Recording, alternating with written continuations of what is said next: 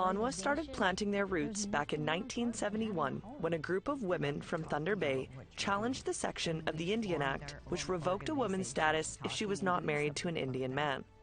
Executive Director Cora McGuire-Cyrette says there's lots to celebrate since then. 50 years.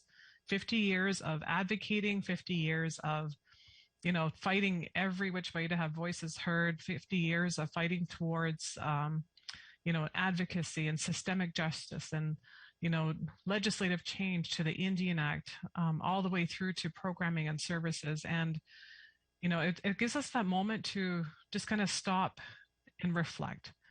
The nonprofit organization works to help Ontario's Indigenous women and families, focusing on programming, research, and ending violence against women.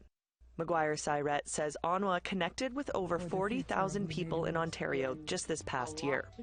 She says the most important part of ONWA's work is how it brings women together. People ask sometimes, kind of what inspires me or what inspires the movement to keep going. And it's those times when we're at a collective, when we are collectively working together and making change and supporting each other in a healthy way. It's really is one of the most beautiful things you can participate in and be part of.